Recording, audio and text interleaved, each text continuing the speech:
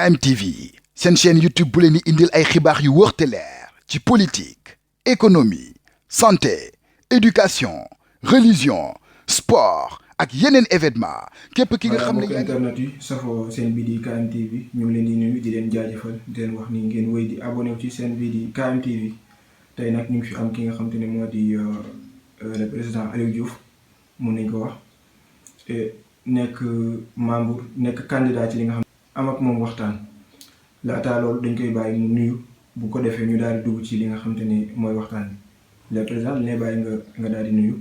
waaw salaamaaleykum wa rahmatullah population de la commune de Kër Moussa salaamaaleykum mbokki internet salaamaaleykum mbokki internetu KMTV ñu ngi leen di nuyu di leen ziara di leen jox seen wàccuwaay bu baax a baax ñu ngi am tey mbégte ak kontaan tey jagleel émission ak Barham ñu ngi koy nuyu di la ziara bu baax a baax di nuyu mboolem village yi nga xamante ne ñoo nekk ci commune Kër Moussa di leen sant di leen gërëm. voilà tey nag ñoo war a waxtaanee ci li nga xam te ni mooy politique gis nañ ni langum politique bi ci commune bu Kër Moussa bëri na ay candidats Aliou Diouf di kenn si ñooñu noonu est-ce que Aliou mun nañu ñëwal ci li nga xam te ne moom mooy carrière politique am ak li nga xam te ne moo ko dugal ci politique est-ce que nekkul ni maanaam jot na ñëpp wax ni kat moom dafa war a jóge rek moom mu ne kon xaaral ma profité ci loolu xëy na su ma jógee rek danaa jot ci maire bi bëgg nañ xam carrière politique bi ak. cause bi tax Aliou mu di dugg ci langum politique bi aussi. waaw Barham merci vraiment ci question bu pertinente bi dinañ ci am mbégte ak kontaan lool pour tontu ci parce que dafa nekk question bu am solo te dafa rejoindre tamit li nga xamante ne moom la ñuy doxalee saa yu ñu demee ci benn dëkk ci commune Kër Moussa ñu mën a xamal nit ñi lan moo ñu motiver ñu dugg ci langue politique bi pour taxawu askanu commune Kër Moussa. damay wax ne ñun au-delà de suñu ay compétences personnelles wala suñu ay compétences professionnelles dañuy jël engagement ne ñun dañuy jixaatal suñu commune pour que mu libéré wu dañuy taxawu commune Kër Moussa pour que lépp li nga xamante ne taxawaayu politique la pour que commune bi mën ko jot ñun ñu bokk ci ñi nga xamante ne dañuy bokk ci xare bi c'est-à-dire ñu dugg ci langue politique bi pour jafe-jafe askan bi ñu mën ko saafara une fois ñun ñu nekk ci pouvoir local bi. Aliou Diouf dafa def diagnostic sur situation politique commune Kër Moussa ñu gis ne tey commune Kër Moussa boo xoolee benn leader politique moo fi nekk pendant 20 ans mu mel ni tey amatul yeneen doomu Kër Moussa yoo xamante ne tey jël nañu seen responsabilité pour que tey ñu dugg ci politique bi mën a servir seen commune mën a servir réew mi comme ni ko yeneen doomu Sénégal di defee yaakaar naa ne mën nañu joxe exemple Diass nga xamante ne tey. parvenir nañu am tey des hauts cadres ci politique gu réew mi ku ci mel ni Mamadou Ndione directeur général la te doomu Diass la dafa jàng comme ni Aliou Diouf jàngee comme ni keneen ak keneen ci biir candidat yi jàngee te pourtant li ñu am ci biir Diass di ko liggéey politique moo tax maanaam ñoom ñu am ko. ñu ñëw tamit fi nga xamante ne mooy Notto Diobass ñu gis fa un ministre Alioune Sarr tey dugg ci politique bi pendant des années ñafe ba population Saafeen population Diobass jàppale ko ba tey mu ngi servir. commune Notto Diobass boo demee Fandène yaa ministre Augustin Tine mu ngi fa séeréer la comme ñun tey mu yëngatu ci wàllum politique bi tey jii nii mu nekk ministre d'État tey nekk maire foofu di jéem a def ay effort peut-être pour que commune am développé wu ñu gis ne commune Kër Moussa dafa manqué lu bëri ci wàllum politique ak taxawaayu politique nga xamante ne tey mën nañu wax ne ci réew mi ndomal tànk bi gën a rëy bu commune Kër Moussa am mooy un conseiller collectivité territoriale te maire bi nga xamante ne moo fi nekk moom lañ ko sédd mu nekk li nga xamante ne tey jàpp nañ ne tey doomu commune Kër Moussa ak ressources yi nga xamante ne am nañ ko ak capital humain bi fi nekk wala bokk ak ressources humaines bi fa nekk bu qualifié nga xamante ne ay master yi nga xamante ne dañuy jàng am ay diplôme ñii ay doctorat ñoo fi nekk tey li manqué pour que commune Kër Moussa am taxawaay ci département wu Thiès ak ci réew mi mooy ay doomam au-delà de ñoom seen ay compétence ñu mën a dugg ci langue politique bi jéem a ñafe ba nga xamante ne tey dinañu mën a tey sauver commune Kër Moussa dinañ mën a jàppale tey commune Kër Moussa loolu moo animé Aliou Diouf à ce que tey mu jàpp ne tey heure bi dafa jot pour que doomu commune Kër Moussa xam ne keneen du jógee feneen pour liggéey leen commune bi. et que politiquement ñoom ñoo mën a xeex. ba commune bi tey ñu mën ko sauver commune bi tey ñu mën ko changer. pour que tey mu am développement bi nga xamante ne moom lañ ci bëgg. par rapport ak question carrière politique bi ñun ku ñu xam depuis gone ba léegi donc xam nga ne Aliou Diouf nit bu yëngu la boo xamante ne mu ngi ci daanaka mouvement politique yëpp yi am ci commune bi wala mouvement citoyen yi nga xamante ne tey ñoom ñoo fi nekk donc wala boog ay yeneen mouvement associatif yi nga xamante ne mu ngi fi Aliou Diouf daf ci mos a yëngatu mu commencé ko ci village bi bu mu dëkkee mooy village bu Kesuxaat nekkoon fa secrétaire général ASC Kesuxaat tey jii mu nekk aussi tamit président ASC Renaissance de Kesuxaat nekk tamit délégué zone yore commission bu yore wàllum marketing ak sponsoring nekk tamit ki teewal zone 8D ci ODCAV bu Thiès en tant que membre de l'ODCAV de Thiès loolu si suñuy dundinu mouvement associatif la boo xoolee ci mouvement wu politique bi quand même ñun tamit parvenir nañu tey initier benn mouvement boo xamante ne man ak sama mag Malick Diouf bu Kajalik maa ngi koy nuyu de passage di nuyu mbooleem membre yu adhéré wu ci mouvement ànd taxaw suñu gox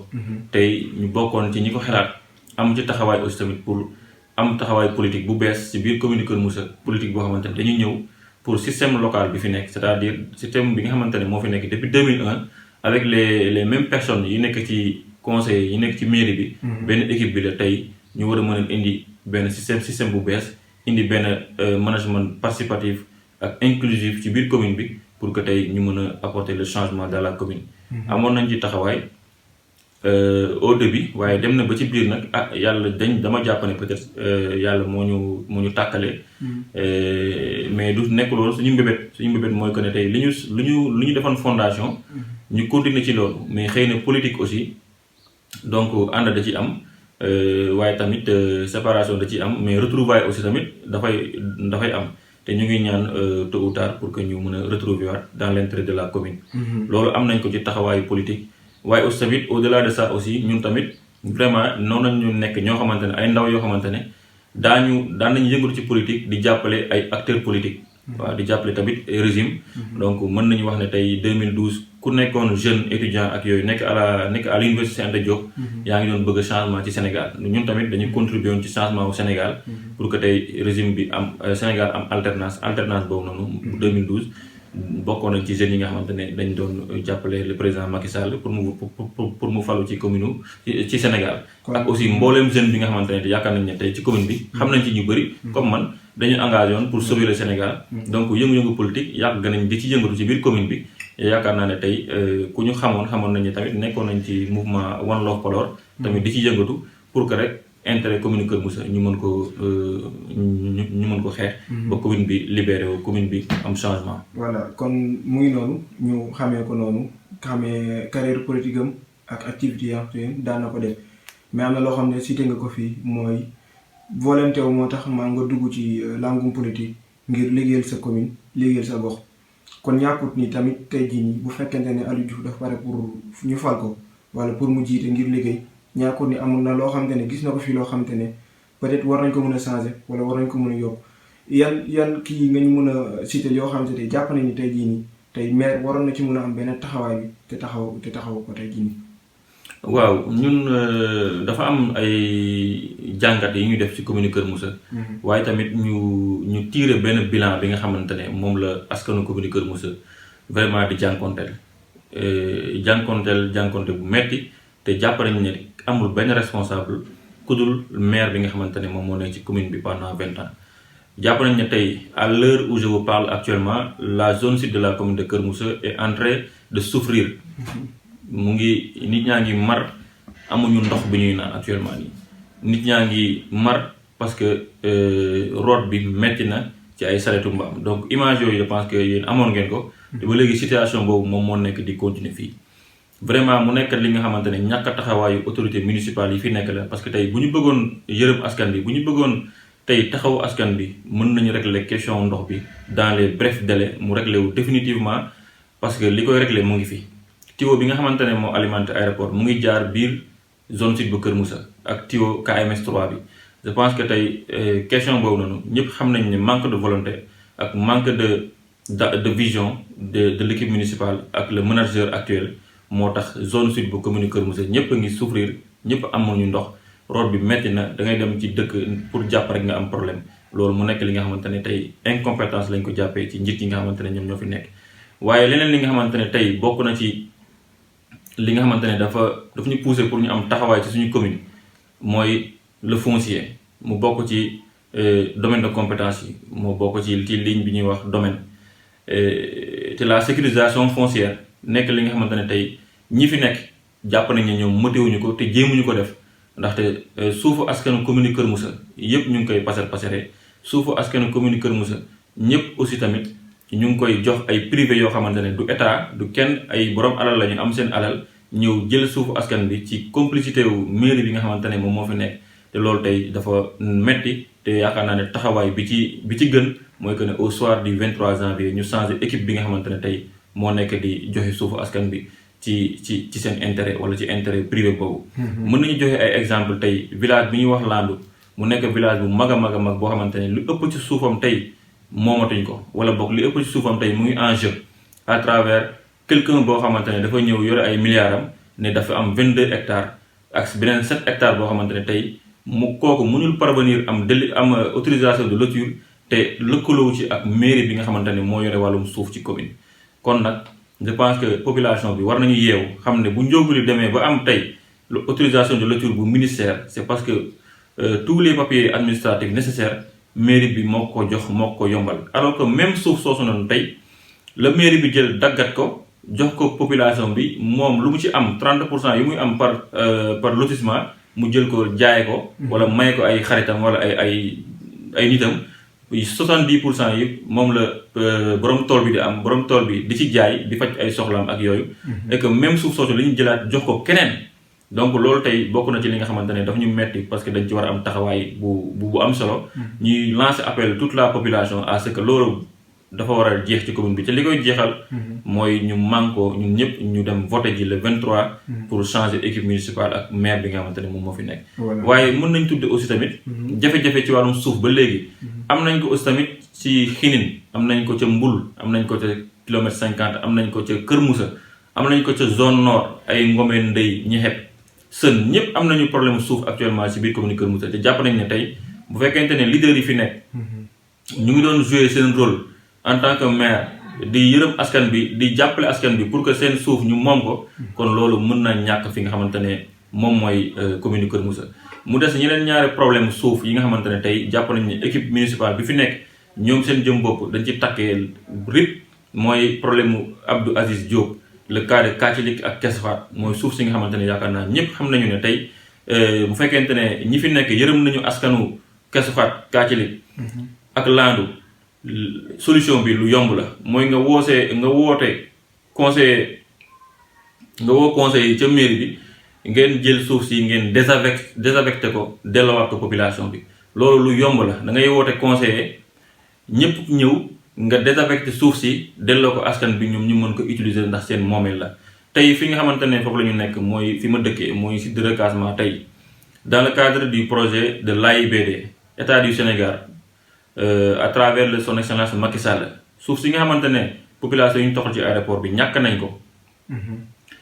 état di leen ko delloo Macky Sall jël décret déclassé forêt classée bu Thiès ci toll ci 304 hectares 304 hectares yooyu tey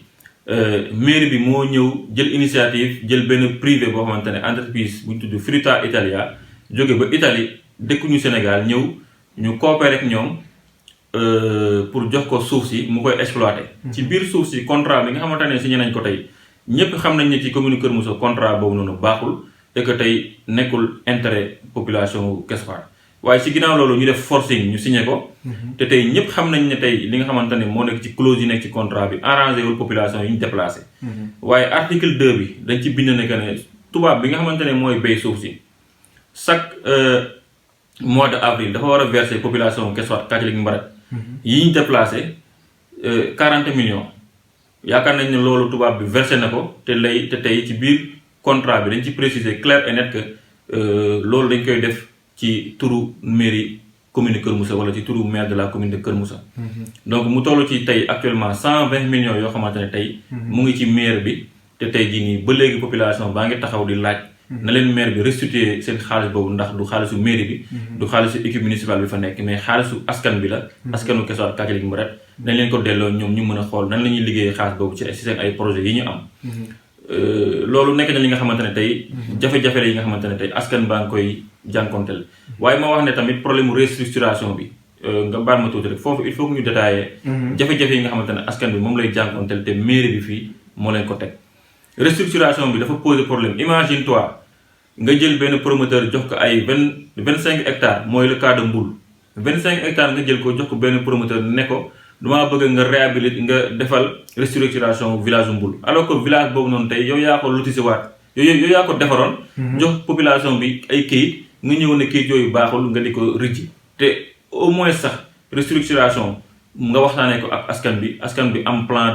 directeur bi ñu waxtaanee ko ba trouver consensus et que tey ñu créer dans chaque village benn comité technique de suivi de la mise en œuvre de la restructuration du village te loolu noonu tey amul ñu jàpp ne tey kon am na lu ci ñuul am na njuuj njaaj bi nga xamante ne tey am na ci donc tey mën nañu wax ne tey jafe-jafe yi commune Kër Moussa bëri na tey Kër Moussa amul lycée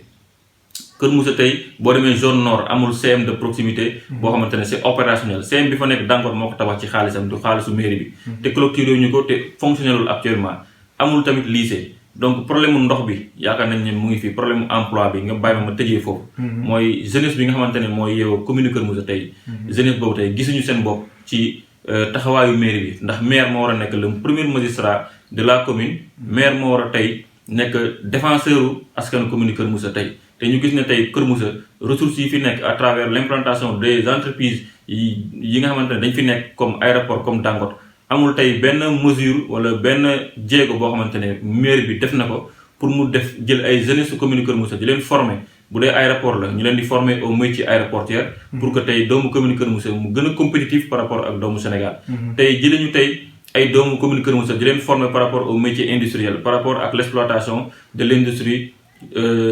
de la cimenterie Dangote par exemple